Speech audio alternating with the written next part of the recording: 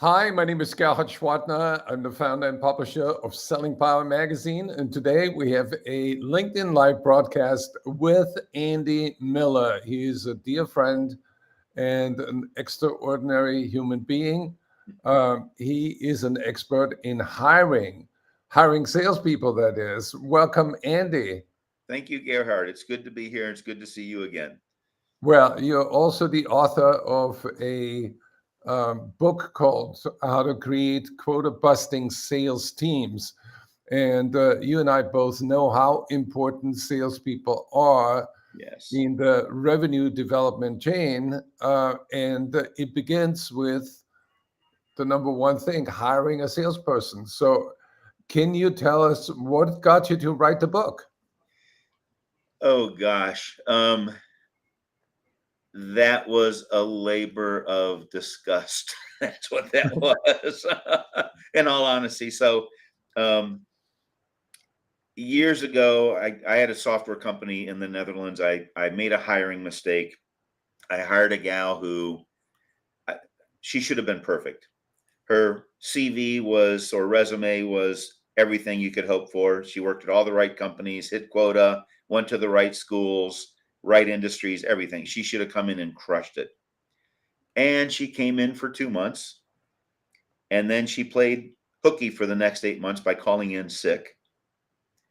And I could not fire her because the government has to give you permission to fire people. So I hired a private detective to track her down on the beaches in Greece and take pictures of her playing on the beach while had to pay her 80% of her wages for 8 months. And I thought, this will never happen to me or anybody I know again. So that was the beginning of the journey of what can we do to make sure that we're hiring the right people who are hungry, who want to do the job. And that's where the book came from. The book was supposed to be about just about assessments because I there's all ass- kinds of assessments. yeah, And I go ahead. assume she didn't make quota that year. She did not make quota, and once I sent the pictures to the government, they gave me permission to fire her. Wow. But I'm like, okay, we live in the U.S. We got a little more flexibility than that, Yeah. but that's that's what happened. Like, okay, there's got to be a better way, right? There's got So to be a better way. do you have a stat to share on how many companies missed quota in 2024?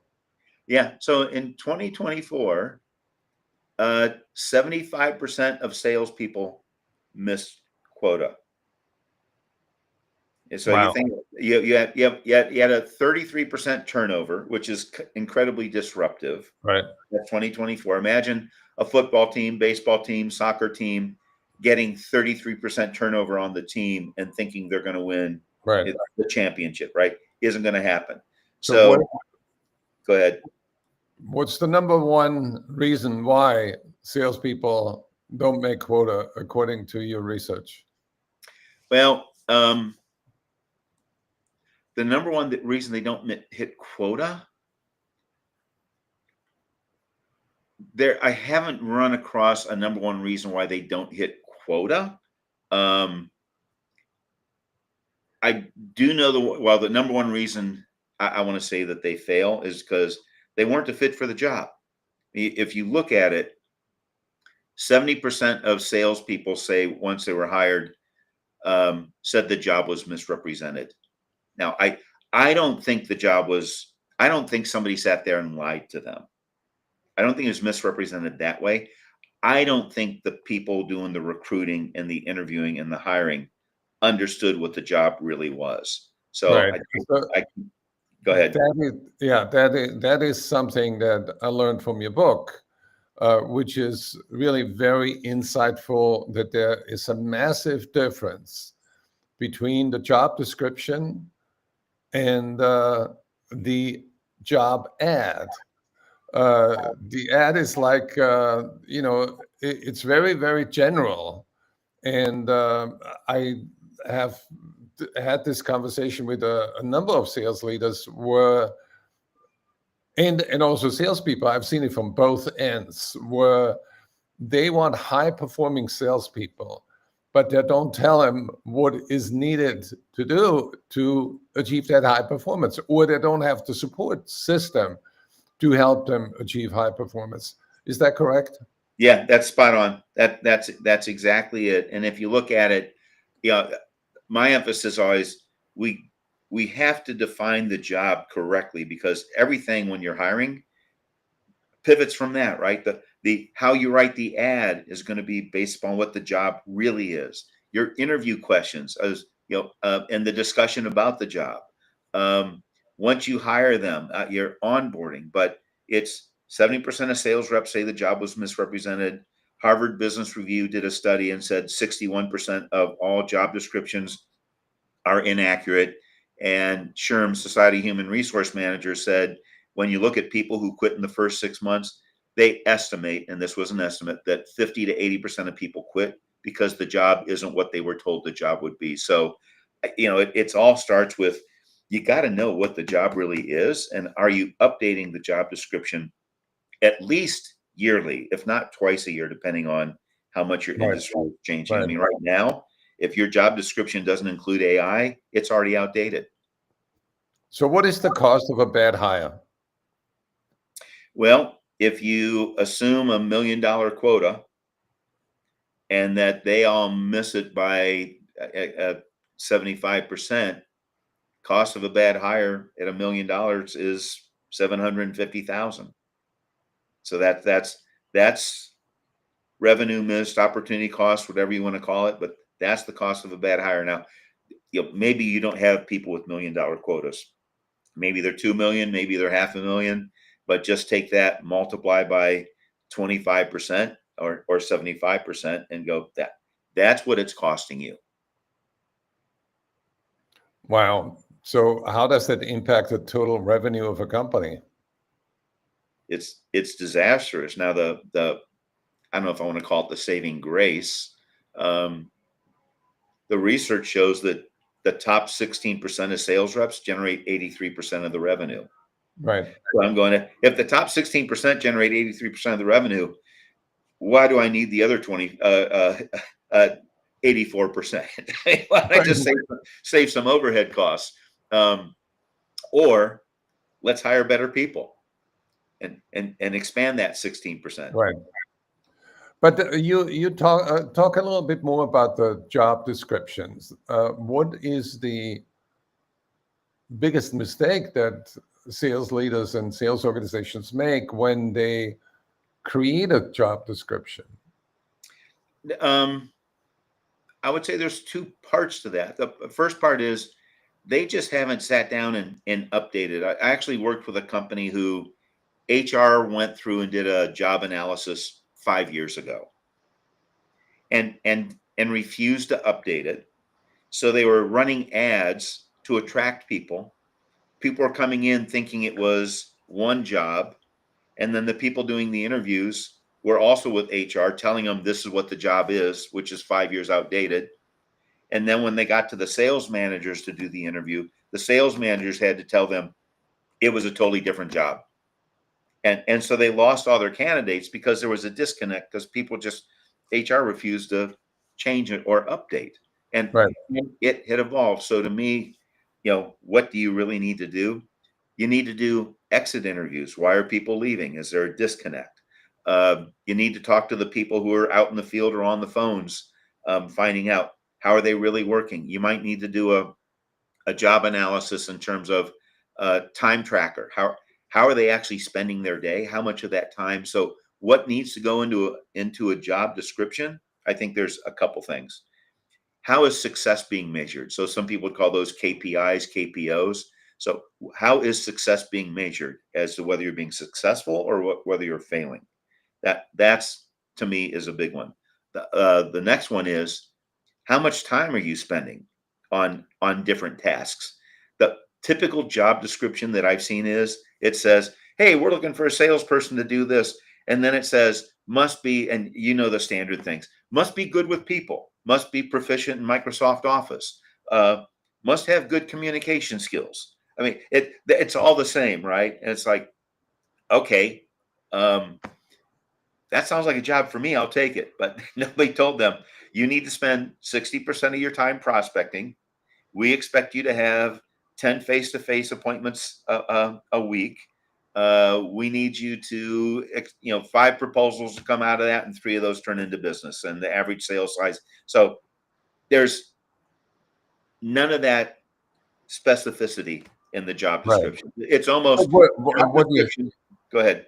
yeah, it seems what you're saying is that when the interviewer looks at the job description that is not specific, then their ability to ask questions about the salesperson's performance in their previous jobs or their skills level, those questions going to be inadequate as well. Yeah, exactly. And that, so at that point, everything is wrong. Yeah. So what you're saying is the first button on the shirt is wrong, all the other buttons are wrong? Well said. Been there a couple mornings myself. That's why I use pullovers now. Right. And then you have emotional interference, I call it, when people make gut decisions where I have a feeling in my gut that this is going to be a good hire. Oh, gut is terrible. I mean, if you look at the research, it's very clear. Your gut's only accurate in terms of predicting whether a salesperson can perform or not. Right. It's only 20% accurate. So, that's you need more than gut. Let's just put it that way. Right. So when it comes to more than gut, a number of companies go with assessments. And there are many, many instruments out there. And my experience is that 80% of those assessments are what I call psychological amusement. They're fascinating, interesting, but they have nothing to do with the salesperson's ability to perform to the company expectations. That's spot on. That's exactly right. Whether it's some kind of culture test, behavioral test, personality test, skills test, all those fall in the category of somewhere between 10 to 30% accurate. They're cultural entertainment's a good description of. Now, for an assessment to be correct, it needs to be, and I'm going to give you the generic answer, that it needs to be written specifically for the job, questions asked in a job context, validated on that population. And if you've done that, so sales questions, since we're talking sales, questions specific to sales, tested and validated on sales population. It needs the highest form of validation, which is predictive validation. And if you have that, you're at 72% accuracy. Fascinating. Yeah. What about, tell me about you wrote about the online reputation. Why is that important, and why do companies ignore that? Yeah, that one's fascinating to me. And I stumbled on this one by accident, and then I'm like, I got to go research this. So I was talking to a young guy in the gym. He told me he was job hunting. He just got out of school. I said, tell me about that. And he was looking for a job in marketing. And he said, well, I look to see the online ads. And then the first thing I do is I go look at their Glassdoor rating. Yep. And he goes, if they have a low Glassdoor rating, I don't even respond to the ad. Yeah. And so I started researching how many candidates go look at your Glassdoor, or if you're using job boards are starting to rate companies now too. But 50% of all candidates go to your Glassdoor rating first thing. And if you don't have a good rating, now what's a good rating? 3.2 is the average. So that to me is that's a C candidate or a C company. Everybody says we want A players. If you want A players, you got to be an A player company, which means you need a rating of 4.0 or above to be seen as an A player company for A players to want to respond. Yeah. And I think the reverse is also true. When salespeople are looking at companies, I advise them to go to the LinkedIn page and click on Insights and see what is the growth rate of the company. And if the company has 3 consecutive declines, that may be a red flag. That's Yeah. not an A-player company. Yeah. Um, yeah, I Yeah. think that when you rate companies on a scale of 1 to 10 and salespeople on a scale of 1 to 10, tens always want to be with tens. Yes. That's exactly right. And there's a challenge right now, right? Because we have more jobs than there are people, and that's Yeah, going to continue for quite a while because you've got the baby boomers are aging out. You have population decline in most countries around the world. Um, and it's like, okay, between the population decline and boomers aging out, there's more jobs. So it's no longer like when I was growing up, people were saying you should just be happy to have a job. And if you don't like the job, they can fire you and they'll just replace you. It's not that easy anymore. It's not like there's a whole line of people lining up yeah. at your door going, please take me. I want a job. They're going, why should I come work for you? So what is the single biggest predictor of success when it comes to a sales candidate? The single biggest predictor of success is a sales specific multi-measurement assessment. That's the one I said that's 72% accurate. That's more accurate than interviews, whether they're unstructured or structured. It's more accurate than any kind of other kind of assessments that you can use. It's more accurate than reference checks. Don't get me wrong. Do you still need to do the other things? Yes, you still need to do interviews, reference checks. You need to look at the person from multiple perspectives. But if you only have one single data point, it's a sales specific multi measurement assessment. So you also have an assessment where you help people identify 19 different areas for improvement for doing a better job with hiring. Yeah. So if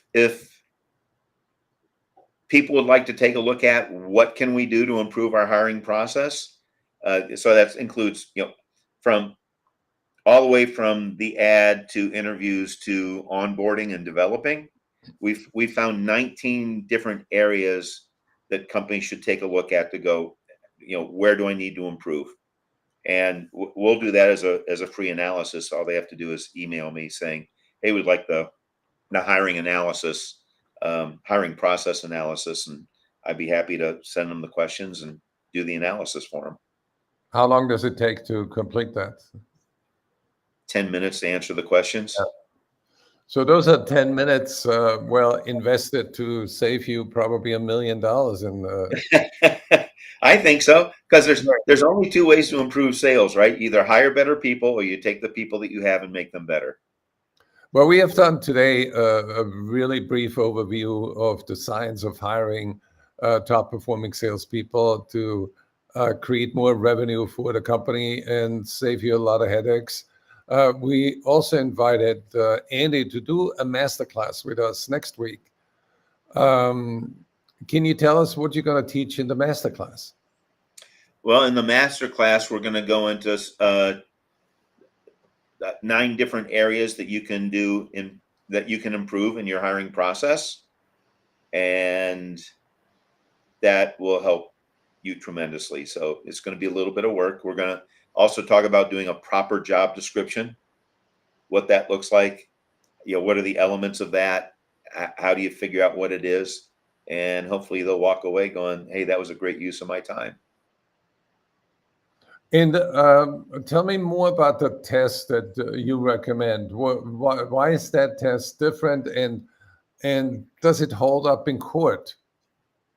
It does. I mean, it's been used on 2.5 million salespeople around the world. It's got predictive validation, which is the highest form of validation you can get. That's been done by an independent third party. It's revalidated every 3 years. And I do not know of another assessment in the world that has that kind of population, that kind of validation, and done by independent third parties. I don't know anybody else who even has predictive validation. That's awesome. It's very promising. You've helped a lot of companies. So if you need help with hiring, connect with Andy Miller. What is your website? Website is bigswiftkick.com, like Big Swift kick in the tail, like your dad or mom used to give you. So bigswiftkick.com. And we also going to publish a link where you can sign up for the free masterclass next week on February 6th at 1 p.m. Eastern Time. I will click, please click on the link that we are going to publish right after the conclusion of this LinkedIn Live program. Andy, I can't thank you enough. It's such a pleasure to work with you, and thank you for sharing your illuminating thoughts. And I also urge people to head over to Amazon.com and get his book. Thanks, Gerhard. I appreciate you and appreciate your help. Can you show the book? I think you have it over your right I have it shoulder. right here. Yeah, Okay, it shows up. The Science of Hiring Quota Busting Sales Teams. that's awesome. Thank you.